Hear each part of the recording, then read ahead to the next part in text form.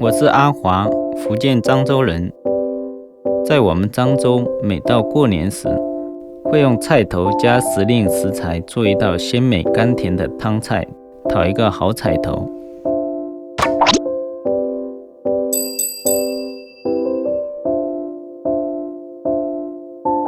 身为日料主厨，平常喜欢把日式料理中的技术应用到中式家常菜中。日式料理注重应季食材和食物的原汁原味，与今天这道年汤有相似之处。首先处理食材，洗净的冬笋去除老根，再划一口子，放淘米水中煮1小时去色。剥壳，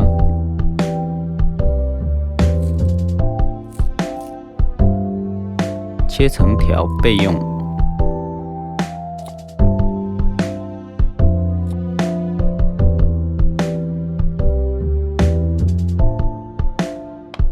萝卜去皮去边，切成条。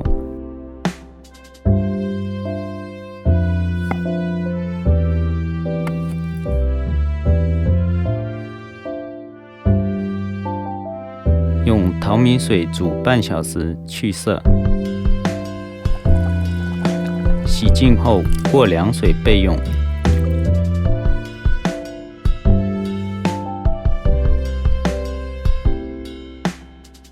去皮洗净的荸荠焯水备用。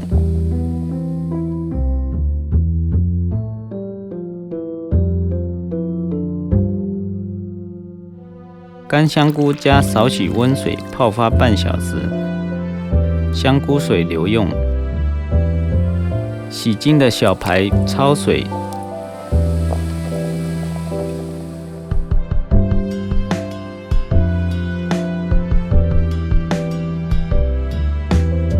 再彻底漂洗掉多余的油脂和杂质。接下来就要煮汤了。把前面处理好的食材全部倒入锅中，香菇水也一并倒入，再下干贝、虾干，加少许福建米酒和足量的水，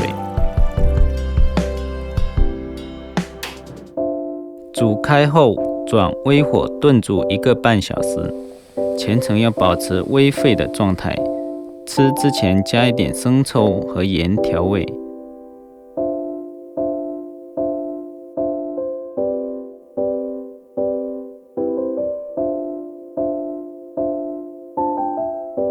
汤清味醇的年汤就做好了。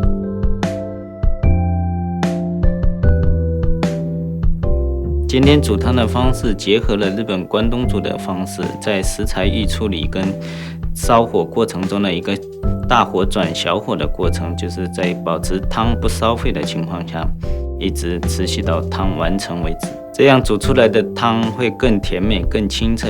用淘米水煮冬笋呢，可以很好去除笋的涩味，然后划一道口子呢，是可以让淘米水更好的流入到冬笋里面，然后又不会把冬笋本身的味道带走。萝卜用淘米水煮呢，是跟冬笋有同一个功效。然后呢，要想让萝卜更甜美呢，可以放入冰箱冰1夜。由于我做日料的原因，所以我现在煮这一个年汤呢，我会结合日式的柴鱼片跟昆布的高汤来给汤做一个提鲜。